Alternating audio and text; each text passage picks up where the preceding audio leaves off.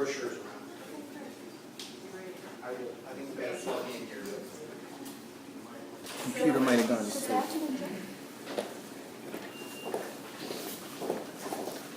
No signal. So, good morning. Good morning. Thank you for your attention, and I hope you can see this. It's not really about the slides, but I do have some fun pictures up there because what I want to talk about is not just hearing loss, but what we can do about it and what's going on. So, Kelsey talked about technology, but really technology is kind of a small piece of hearing care. And, so when I was signed up for this talk last fall and was asking Stacy if there were any slots, and she said, well, what's going to be the title of your presentation? And I said, well, let me think about it a little bit. I'm going to come up with something different maybe than just hearing loss. And I told her, and I said, well, what if we say, how do we get out of the 80s? We need to get out of the 80s. And she said, no, I don't like that. So the title has been, I think, hearing loss. So, but why do I say, how do we get out of the 80s? Well, who suffers from hearing loss? Depending on what statistics you believe and which organization puts this information out, it's anywhere from 36 to 48 million Americans have a hearing loss. That's a huge number. No matter whether it's 36 or 48, it's a huge number. Approximately 17% of the adult population, about 40% of Americans over the age of 65, and about 50% of Americans over the age of 75. So this is a huge, widespread problem. And the challenge has been, despite decades of effort by the industry and experts and lots of really good, hardworking people, both audiologists and dispensers, there's still over 80% of people that fail to get treatment for that hearing loss. So what that means is you've got over 30 million Americans that are walking around with untreated hearing loss. And that's a huge number. And if you say Ohio seniors, you've got, it's hard to say exactly, nobody publishes these statistics, but you can figure there's about 100,000, probably more, seniors with 65 or over in just the Cleveland area, in greater Cleveland, that have unaddressed hearing loss. And some of these are mild and people cope with it. It's not, I'm talking about diagnosed hearing loss. I'm not talking about the tiniest bit of hearing loss. Everybody has some degree of hearing loss when you get to be our age, but I'm talking about a diagnosable hearing loss. And there's so many implications, which we'll get into, that really make this a serious issue. But to me, these are staggering numbers, and it's really, it's actually the third most common physical disability after arthritis and heart disease. So this is a widespread problem that I think flies under the radar far too often. So if you look at the trend here, this is the unaided hearing loss trend. This is why I say, again, we got to get out of the 80s, because back in 1984, over 80% an unaddressed hearing loss. It actually went up a little bit. Now it's come down a little bit, but we should be driving this number way, way down further. I mean, 80% of people not to get the help that they need when we're this industry's been around, and the technology that's out there is really not acceptable in my opinion. And by the way, feel free to answer questions. There's not a ton of slides here, so if you got a question, let's jump in and make it interactive. What are the common causes of hearing loss? I'm sorry. Question. Yes. Okay, a family member of mine has notable hearing loss. Yes. Refuses to have anything done. And, I don't want to do it.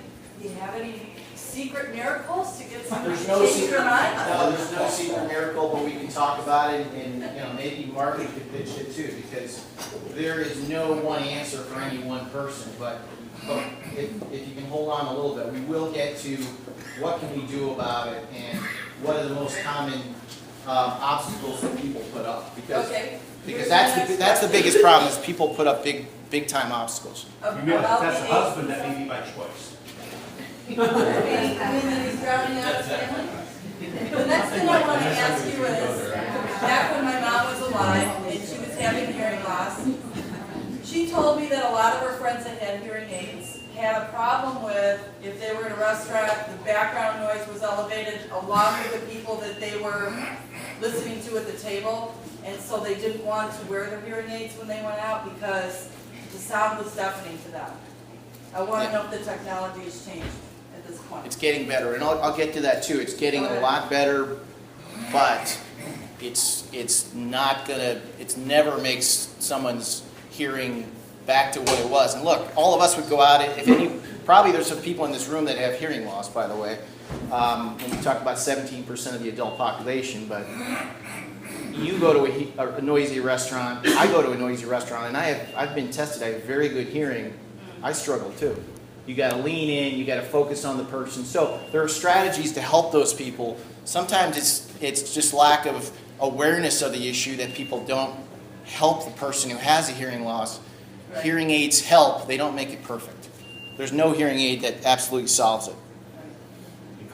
I opened it up, and now we're going to get into questions. Hey, my wife's been telling me for 30-plus years that I have bad hearing. But how do you really, maybe a dumb question, but how do you define bad hearing? Because, like, say, how do you, the 80% or whatever, a litmus test or whatever, how do you define it? Well, there are ways to, and I'm not going to get in, and I'm not an audiologist, I should say too, so I have not trained in some of the definitions and all that, but if you're getting 25 dB and greater loss. They look at decibel levels, and you can kind of say, you can measure it either on a absolute decibel level, where you're missing tones and you're missing sounds within that are at a certain volume. You have a diagnosed hearing loss. You can also express it in a percentage. But there's no one that I've come across, there's no one absolute definition that says, this is when you have a hearing loss and you should get it addressed. The point is, don't wait too long, and that's what most people do. So you want to go? Just a fact that I don't know if you would get to, but someone that has hearing loss and doesn't have the hearing aids or the hearing devices for them to use.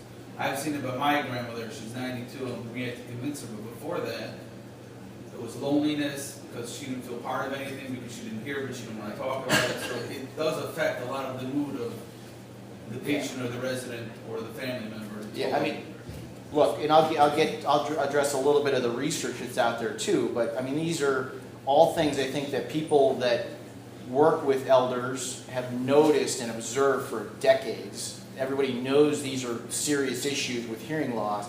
Now the research has really started to catch up with that and confirm this is a serious problem. It's a quality of life issue, but it's a mental health. It really ties into a lot of other really serious illnesses. So, I just have an anecdote. So I was in the Navy for 15 years, and nowadays we recognize this is such an issue because anybody living on one of our warships, as pretty much we all do for years, they're loud.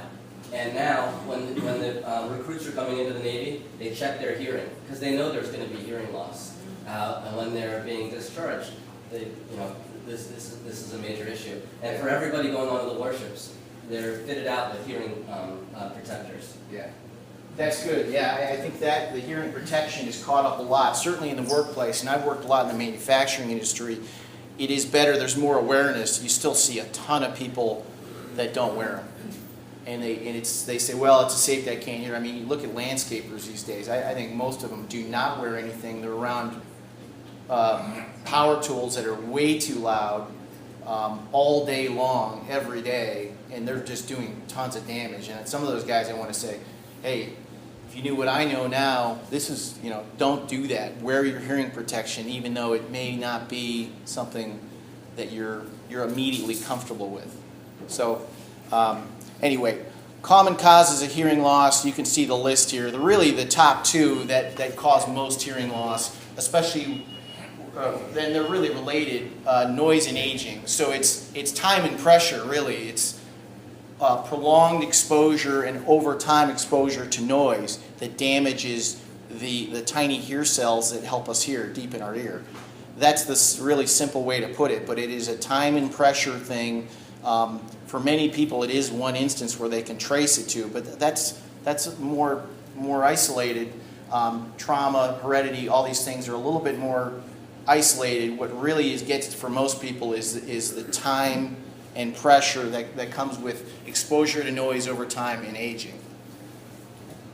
And this is getting where I don't want to get into this now, but this is an issue that is pretty widely agreed it's going to get worse with the use of personal sound devices and earbuds. It's already epidemic. Hearing loss is already kind of an epidemic.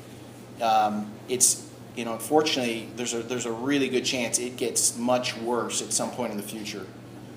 So we'll talk about this. These are some of the, I don't mention the studies in specifically, but we talked about depression, fatigue, tension, stress, for seniors in particular, withdrawal from social situations, faster cognitive decline, increased fall risk, and personal safety. We just wrote an article in Aging Answers last month that talked about the increase in fall risk. 3 times increase in fall for even a mild loss. So it's a serious issue. This is not only costing seniors in our healthcare system real money, but it's really hurting the quality of life for millions of Americans. And of course, the complications and links to Alzheimer's and dementia. That's some of the research that's come out a little bit more recently that makes sense to people. It may not cause it. Hearing loss may not cause Alzheimer's and dementia. I don't think anybody's saying that, but at the very least, it complicates the effects of and may hasten the decline. So we say better hearing is critical to improved safety, happiness, and mental health. So for all the joking we're doing, and I'm trying to keep the presentation light because of the tie to the funny pictures from the 80s, but this is a serious issue, and I think it gets way short thrift in the healthcare community. So what is life? I mean, what do you want towards the end? What do you want for your patients, your clients? Do you want this on the left? Do you want people that are engaged? I know this is a little bit of a corny stock photo, but it's the couple that's engaged at the dinner table. They can listen. Or do you want this? How often do we see this? The person who just is at the table, but they are not engaged in the conversation. They can't hear what's going on. It's very sad. It's very sad, and it's very common. Here are the biggest obstacles. I mean, and I'd say this is roughly in order, but it's hard to say exactly. I mean, the price is one of the biggest obstacles to better adoption rates of hearing assistance. Prices are expensive. It's not covered by insurance in most cases. It's a real challenge for the industry. But if you look at, and we'll look at I might have left this slide out, but if you look at the price trend for hearing aids, the technology's improved. The prices have not come down. If anything, they've gone up. That's a problem. Denial, it's the I'm fine, or I don't really have a problem until it's too late. Education, people just aren't familiar with that hearing aids, what they can do, what they can't do, what happens with hearing loss, how common it is. They don't help. This is a huge one. I mean, we see this all the time. Exactly. My friend has hearing aids and he can't hear at all. Well, and that may be true in some situations, but is something better than nothing? In most cases it is. I mean, the people that get hearing aids and wear them, 80 to 90% actually report a quality of life improvement. That's from the hearing aid wearers. So they do help people.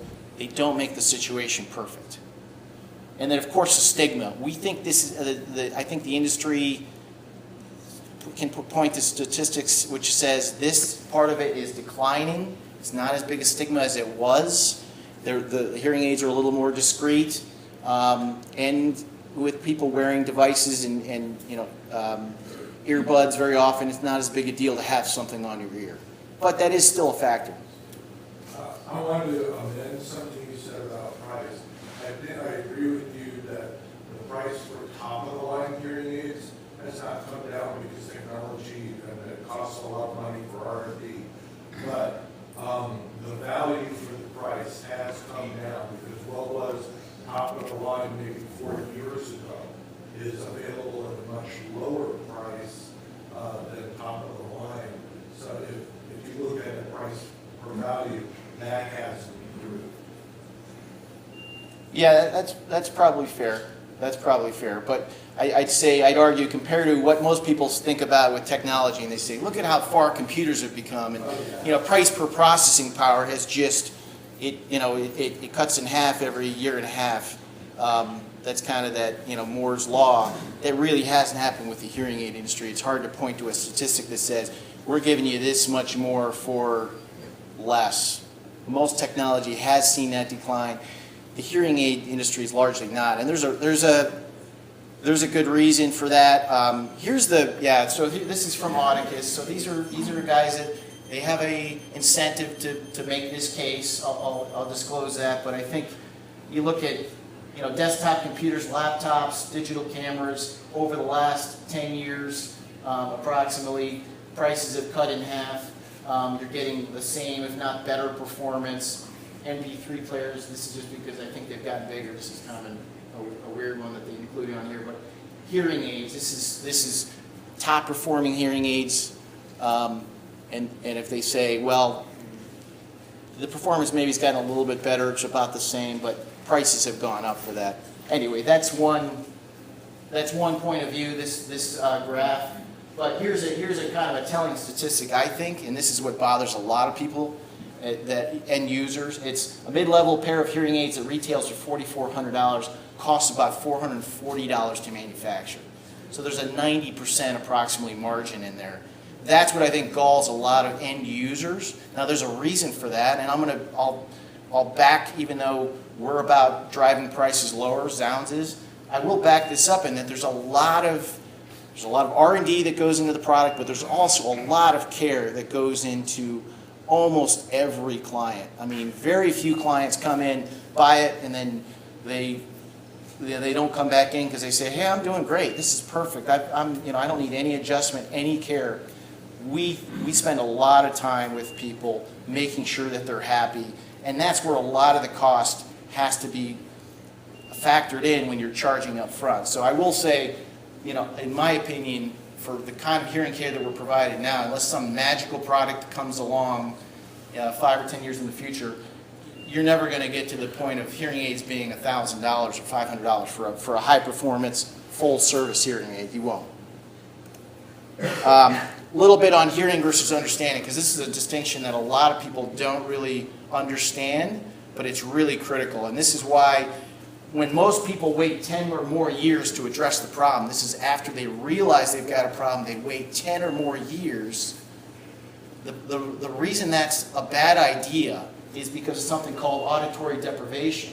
So unaddressed loss, when your brain, the simple way to explain it is when your brain stops hearing sounds, it forgets how to interpret them. So if you look, you can't see this, but you look at over the different sounds in speech. They're at all different frequencies, and these are really subtle, fine. The difference between a th and a s is a really, to your auditory nerves, it's a really fine distinction. And if you stop hearing that sound, your brain forgets how to interpret it. So even if you get the best hearing aids in the world down the road, you're going to not be able to understand the words anymore. You may hear the sound, but you're not going to understand the word. So one of the things we do in the field is called word discrimination, which is a test to say, okay, when I'm talking to you, how many words are you actually able to understand? Unaided and aided with the hearing aids. And that's a great measure for, all right, how far along is the person in the hearing loss, and have they waited too long? Because we can take someone that's waited too long and their discrimination is, say, 50%. They're only catching half of the words that you're saying to them, give them the best hearing aids in the world, and they're going to probably not notice an immediate difference. They're going to still say, I still can't hear a lot of those words. Well, they can. You can retrain the brain to hear those sounds again, and there is a training period and a rehabilitation that goes with good hearing care, but the problem is that person's never going to get back to 100% or even probably even close. They're going to miss a lot of words in a conversation, and now you and I are having a conversation. Even if it's not noisy around, I'm still going to be missing words. I'm going to be stressed because of it. I'm not going to feel satisfied with, hey, I just spent $4,000 or $5,000 on these hearing aids, but I'm still missing words. And so that is a huge problem in the industry, and it's most of the time it's because somebody waited way too long to get help, and that's a huge problem. All right, so how does Zounds make hearing easier? Well, we do it in a number of ways. I don't know if we have enough time. I won't go through every one of these, but we really do it on price, product, and service, and it's more than just the technology. I think we do have great technology, but if you look at our prices, we're typically saving people thousands of dollars on high-performance hearing aids. That's part of the fabric of our company that comes from the top down. Our founder, who I'll introduce you in a second to, believes that hearing aids should be less expensive. So you can learn, we're very transparent with our pricing too. You can learn our prices up front. You call your typical hearing aid place and say, hey, what are your prices? They will not even touch that question. They are trained to say, well, you got to come in for a meeting, you got to come in for a consultation. And it's true, you can't tell someone exactly what they need over the phone, but you can't even get ballpark. So it makes it really difficult to shop around for people. I think it's way too hard for people to compare prices and compare products in this industry. We try to be very transparent with our pricing. The product, a couple things that are very cool, and I've got one of our hearing solutions over here that you can look at after the talk. Rechargeability. So a big problem, a big annoyance for people is having to change the batteries out and having to the tiny little battery. And if you've seen these things, they are really small. They can be changed, have to be changed anywhere from 3 days to 2 weeks, but for the person that doesn't have dexterity in their fingers, that's far too often. So we make our product rechargeable so you don't have to worry about the hearing aids, the batteries. You asked about background noise. We are the only manufacturer that I know of that can claim up to 90% background noise reduction. That's been verified by the FDA. Now, that's still in a loud, noisy, crowded restaurant. That's not going to solve the problem for a lot of people. So it doesn't suddenly allow you to, focus in on, if I'm having a conversation with Ed, it doesn't help allow me to focus in strictly on Ed, because that's a challenging environment, as I said, for just about anyone. 60 days. 60 days to decide if you like the product. The state requires us to provide 30-day money-back policy. We provide 60 days. We want people to have extra time to decide if it's the right product for them. And we include loss and damage protection included. That's for peace of mind.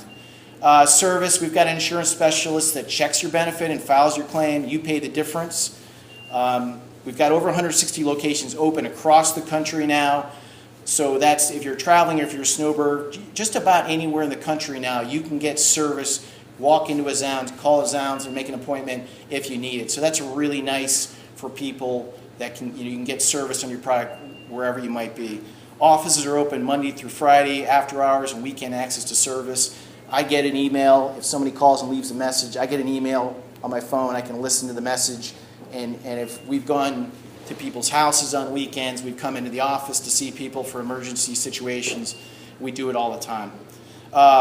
We stock products, so if you have problems, you get a replacement right on the spot. This is not so common in the industry. If you come in and your hearing aid, sometimes moisture gets in it, you walked into the shower with it, and that thing is dead. A lot of places don't stock a product, so they got to send it back, get a replacement. That could take a week or two. So you're without your ears for a week or two. We've got the products right there, so if you have a problem, we can replace it for you right on the spot. And then we do mobile fittings and hearing care. So if you can't come to us, we can come to you. This is not something we've done a lot of yet in this area, but we do have quite a few mobile clients, and we are working with some assisted living facilities that we go into to provide mobile hearing care for them. Okay, so how do we get out of the 80s? Are you guys recognizing all these people? This one's kind of easy, but all right. So how do we get out of the 80s? How do we drive that adoption rate higher and the lack of the people that aren't getting hearing assistance down? Well, you can become a hearing advocate. Healthcare professionals, politicians. The statistic that amazed me that surprises a lot of people too is your typical primary care physician. Only about 15% of them actually do any hearing screening, and that's regardless of age. I mean, so it's very few primary care physicians that even check your hearing anymore, and to me that's a huge mistake. They should be looking out for the welfare of their patients and doing more of this. So become an advocate to your healthcare professionals, your politicians as well. Can we do things over time to make hearing aids more affordable, to get better insurance coverage? Absolutely. In fact, there's legislation right now in the Senate, Senate Bill 315. It's a $500 tax credit for people that buy hearing aids. That doesn't solve the problem, but it's a good start. So, support that kind of legislation. Talk to your patients, your clients, and customers. We really need to change this from a joke to something that we take seriously and that we really advocate for. So talk to people. They should be getting a yearly hearing checkup. They should know about the risks that they're taking by not getting assistance. Alzheimer's, dementia, fall risk, cognitive decline, some of these things I talk about. People should be aware of that. And then don't wait too long. Make sure that they know that, hey, there's this thing called auditory deprivation. You don't have to use that word if you don't want, if you can't remember it, but there's this thing that if you wait too long, you will not be able to recover from that. So don't wait too long. At least go get it checked out. At the very least, go to a professional, get a baseline hearing checkup. And then, I'm sorry, just on the support legislation, I think it's important that people know that 500 tax credit bill has been on the docket for the last 3 years, and it keeps getting put to the end of the session, and then they never get to it, so it has to be reintroduced. So if you're the type of person who is in contact with your legislators, write them a letter or email them and let them know to do whatever they can to get that moved up.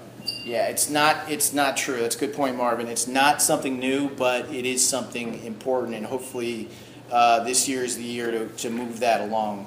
Is that at the Ohio Senate or? No, this is federal. Yeah, this is on the federal taxes, yeah.